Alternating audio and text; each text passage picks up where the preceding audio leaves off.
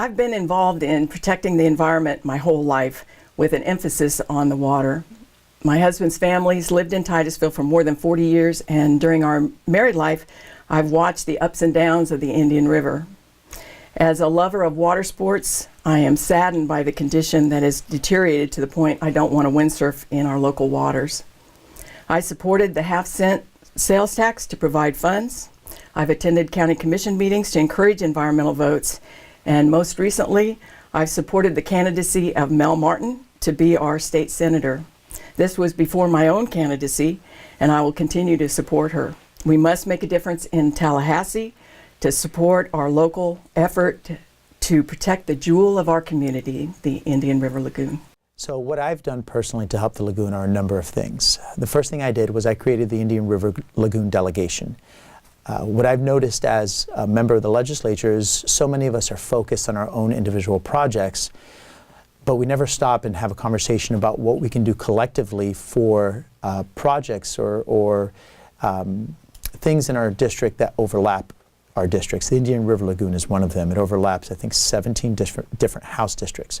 So I created the Indian River Lagoon delegation so that we were all given the information at the same time as to what's happening and what we can do better. So we've had the director of the St. John's Water Management District. We've had the director of the National Estuary Program, Dr. Dwayne DeFries, come and speak with us on a number of occasions in Tallahassee as a delegation as to the state of the lagoon and what we can do as a state government, what the federal government's doing, what the county and municipal governments are doing, and how to best utilize our dollars so we're not duplicating services, but so that we're enhancing what the different levels of government are already doing, and so we can help make their jobs easier as well.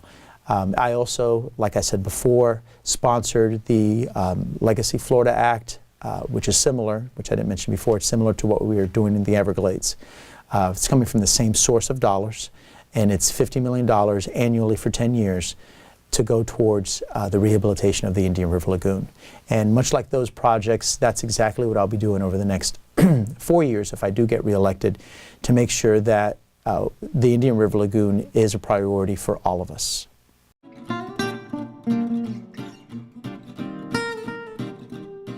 How do I plan to protect water quality in Florida's drinking water? The responsibility, to a certain extent, there lies with the DEP.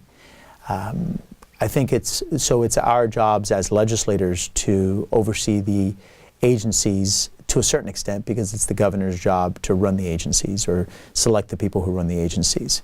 As a legislature, we regulate to a certain extent the agencies by making sure that if we see any foul play, if we see things that we don't necessarily agree with, that we call it into question. And that we would do either through an official letter to the agencies, making phone calls to the agencies, to the governor's office, but also if we see something that we think should be changed, then we file legislation to change it or to further regulate what our agencies do. The question about water quality for Florida's drinking water is really an important one.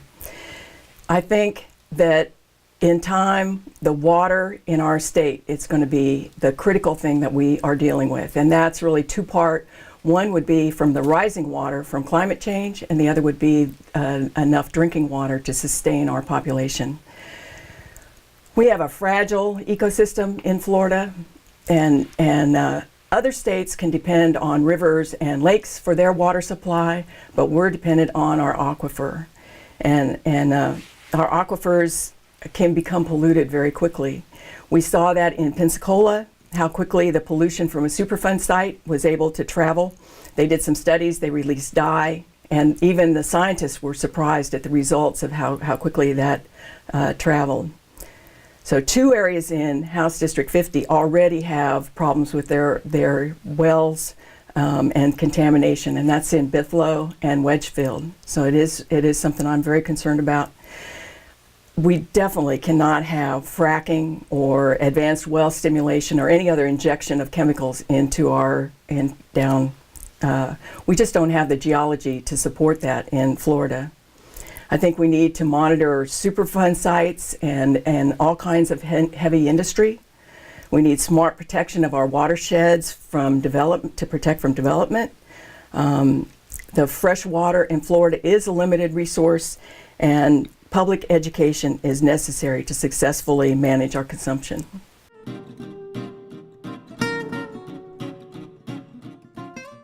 As a new legislator, I will join together with other members of the House and Senate to plan bills that will be beneficial to the lagoon.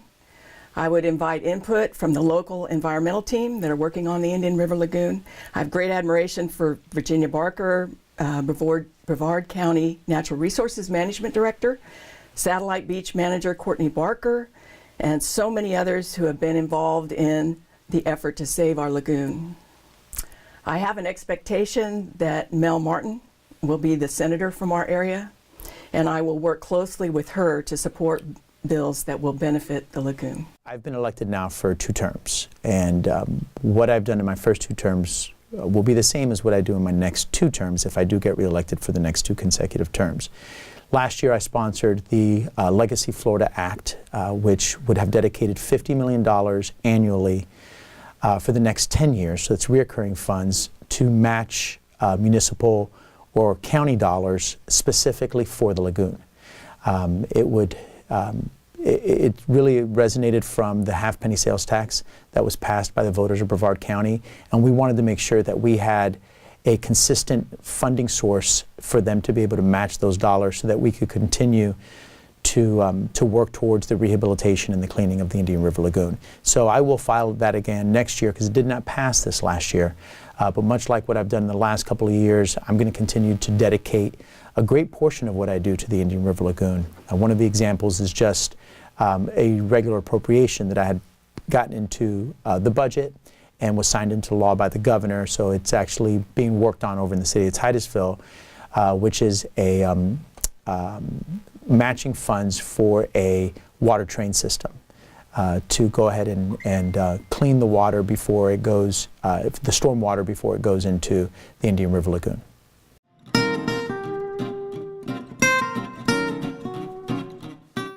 That's a good question. If I'm reelected, what are my 2 top priorities? I would say education for one. I was a high school teacher for over 15 years, still work as an educator, and the reason I ran for office is because of public education. So my priority has always been and will always be education in our state. In addition to that, I think healthcare is a huge issue in our state. It's the largest expenditure of our state budget, makes up about 40% of our entire state budget. It's also the quality and the longevity of life for all of us here. And every day is a gift to us, and we need to make sure that our laws are there to protect people and protect their ability to live a comfortable and a happy and a productive life for as long as they can. I really have only one priority, and that is to look out for all the people that are not influencing our representatives right now. This means working people and people who've been left out. Because this mandate is not limited to any particular area of government, it means that one priority will affect every decision that I make. I'm running against an incumbent who has 91% of the money that he's received has been from people $500 and up in donations. And that's not who I'm appealing to. I'm appealing to the person that might be able to write a check for $5 or $20 or just say good luck. That's what I'm trying for.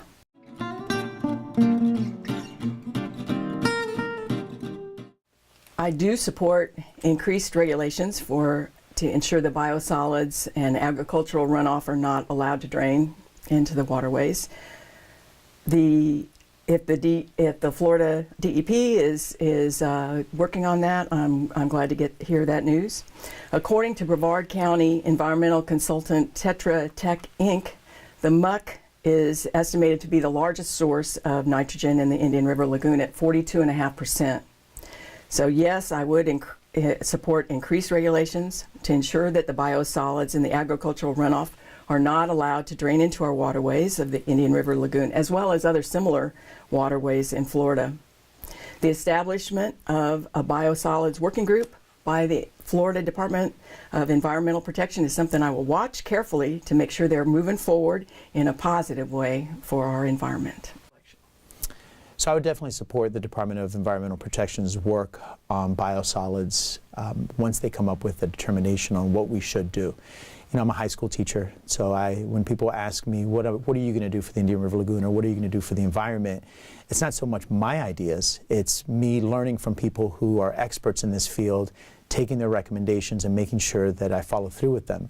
They're the experts, they're the ones that are doing these studies, they're the ones that understand this issue better than I do, and it's incumbent upon me to listen to them and make sure that I do what's right so that we have clean water, whether it's drinking water, whether it's our estuaries, our oceans, our rivers, our lakes, our aquifers, whatever it may be. It's our responsibility to make sure that we preserve it and keep it clean for future generations.